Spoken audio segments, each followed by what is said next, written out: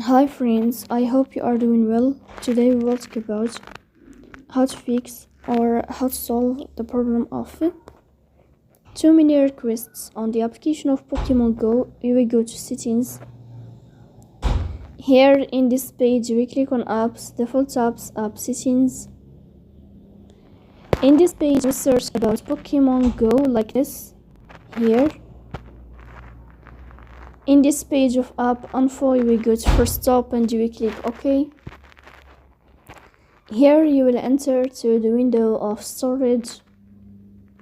Then you will click on clear cache.